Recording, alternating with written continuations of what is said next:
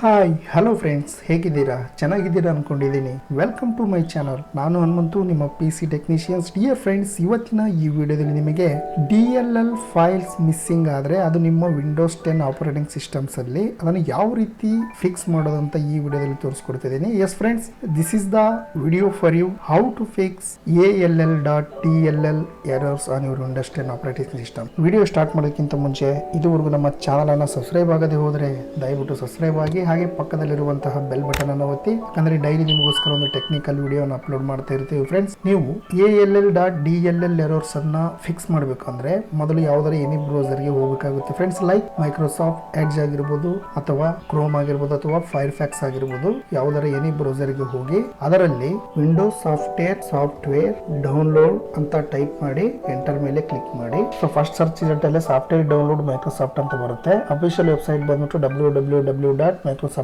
ಅಂತ ಇದೆ. ಅದರ ಮೇಲೆ ಕ್ಲಿಕ್ ಮಾಡಿ. ಇಲ್ಲಿ ಒಂದು ಅಫಿಷಿಯಲ್ ವೆಬ್ಸೈಟ್ ಪೇಜ್ ಓಪನ್ ಆಗುತ್ತೆ. ಇಲ್ಲಿ ಸರ್ಚ್ ಬಾರ್ ಕಾಣ್ತಾ ಇದೆ ಫ್ರೆಂಡ್ಸ್. ಅಲ್ಲಿ ಸರ್ಚ್ ಬಾರ್ ಅಲ್ಲಿ ಟೈಪ್ ಮಾಡಿ direct end user run time web installer ಅಂತ ಇಲ್ಲಿ ಶೋ ಆಗ್ತಾ ಇದೆ ಫ್ರೆಂಡ್ಸ್. ಅದರ ಮೇಲೆ ಕ್ಲಿಕ್ ಮಾಡಿ.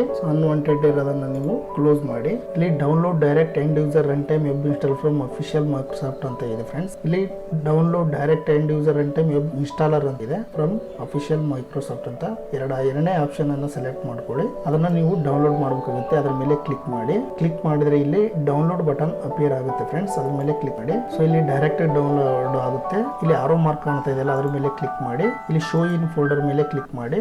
ಡೌನ್ಲೋಡ್ ಆಗಿರೋದು ಇಲ್ಲಿ ನಿಮಗೆ ಶೋ ಆಗ್ತಾ ಇರುತ್ತೆ. ಅದ್ರ ಮೇಲೆ ರೈಟ್ ಬಟನ್ ಕ್ಲಿಕ್ ಮಾಡಿ. ರನ್ ಆಸ್ ಅಡ್ಮಿನಿಸ್ಟ್ರೇಟರ್ ಮೇಲೆ ಕ್ಲಿಕ್ ಮಾಡಿ. ಎಸ್ ಮೇಲೆ ಕ್ಲಿಕ್ ಮಾಡಿ. ಎಲ್ಲ ವಿಂಡೋಸ್ ಅನ್ನ ಕ್ಲೋಸ್ ಮಾಡಿ. ಇಲ್ಲಿ ಐ ಆಕ್ಸೆಪ್ಟ್ ದ ಅಗ್ರಿಮೆಂಟ್ ಅಂತ ಇದೆ, ಅದರ ಮೇಲೆ ಕ್ಲಿಕ್ ಮಾಡಿ.